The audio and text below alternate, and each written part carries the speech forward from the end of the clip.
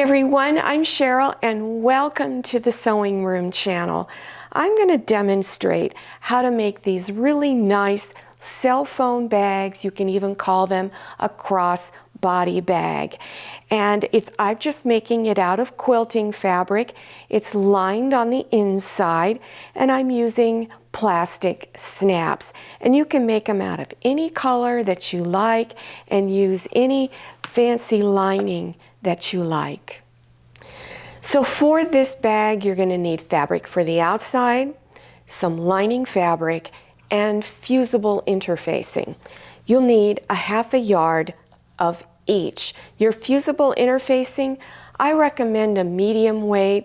Heavy weight, I find it was a little hard to fold the bag in the correct places that it needed. It didn't quite lay out right.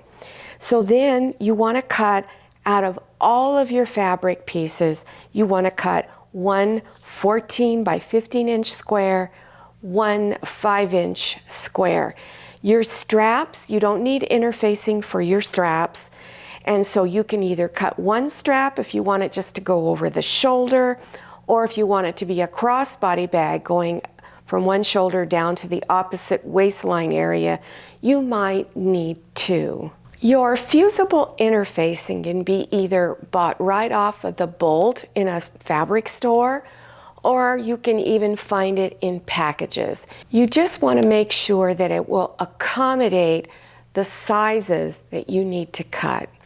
Now here is how you're going to cut your lining fabric and your outside fabric. You want to fold your fabric with the selvage edges together, and then you want to make sure this edge is straight. I like using a long ruler and using a rotary cutter. You get more accurate cuts that way. So move your ruler over 14 inches and do a cut. And then you're going to cut your straps out. So if you're either going to cut 1 to 2 straps. So you move over 2 inches and cut, and then do your second cut if you need 2 straps. Then take that piece that you cut 14 inches wide, unfold it, and then down here on one end, cut the selvage edge off. Go over 15 inches and cut, and then out of your remaining piece of fabric, cut your 5-inch square. Your strap or straps, 1 or 2, you want to cut the selvage ends off at each end. Now on your lining fabric, this polka dot fabric is my lining. On the back side of that lining fabric, I fused my interfacing. Just follow package instructions for putting it on. It's really simple. Once you've got that on, then you want to go ahead and take your fabric for the outside and the lining, bring them together. Then take something round, place it in like this. When the side of the circle that you have hits the edges, then trace around it. And then go over to this side and do the same thing. Then take scissors and cut this off. Then go ahead and stitch a 1/4 inch wide seam all the way around. Then on the 2 curves, here and here, just go ahead and cut little clips. Make sure you don't cut through your thread seam.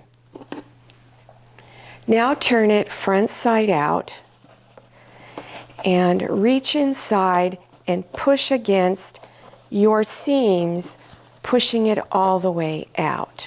Then go to your ironing board and press all of your edges flat.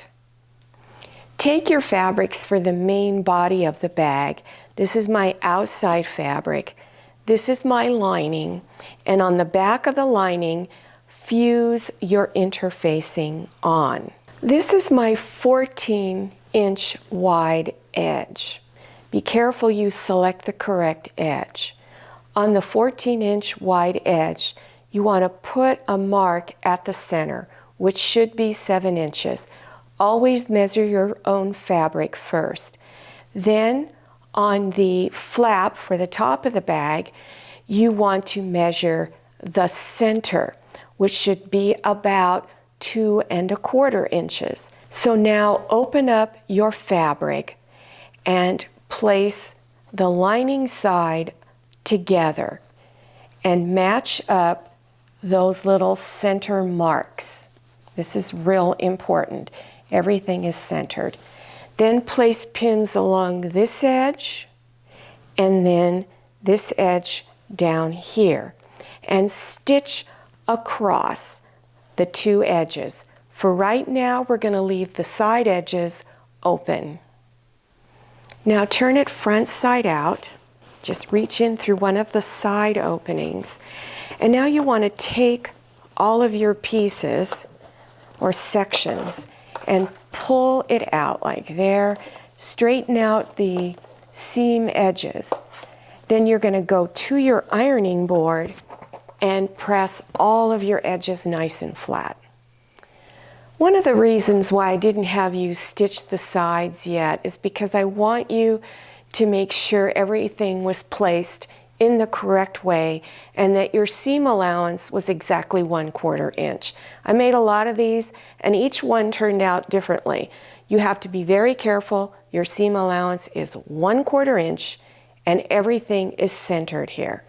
So now to find out if you did everything right, fold it over and make sure this fold is even with this edge of the flap and go all the way down.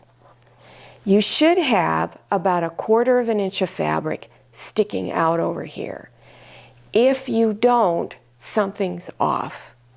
Okay, so now once you've pressed that, fold this over. There should be 1/4 inch of fabric sticking here. This fold should be right in the center, and you should have a little bit of fabric sticking out. And press this. Open up, get it out of the way, go to the other side. Fold it all the way down this edge. Now, one thing that I noticed is that there's more fabric sticking out over here than there was on this side. So this centerpiece might be off. So if that's the case with yours, you want to go back inside, open it back side out, and recenter this, making everything is the same. Then fold this over, making sure that this fold is right in the center, and then press it.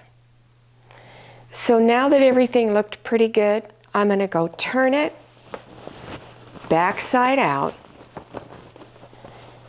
and flatten it all out. Place pins on both your edges that are not stitched, and on one of your edges, just one, you're going to leave an opening that's large enough for your hand to go through.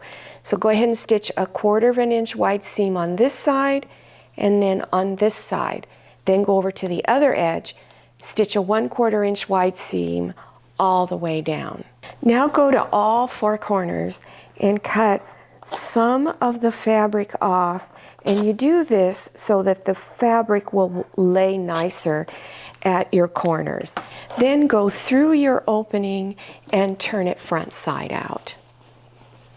Now stitch close to the edge all the way around the bag, including the flap. Now we're going to make the straps. If you're going to make it a crossbody bag, you might need the two pieces of fabric cut out.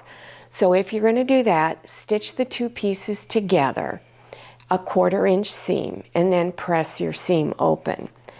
Then take your long strip and you're going to, at each end, fold it over 1/4 inch and press. Go to the other end and press. Then fold it in half and press all the way down. Then, after you do that, you're going to take each side and fold it towards that pressed area in the middle, that pressed crease in the middle. Don't bring it right on top of it. Press that edge. Now bring this side in and press. Then fold it over like this and press again. And then along this edge, stitch close to the edge all the way down.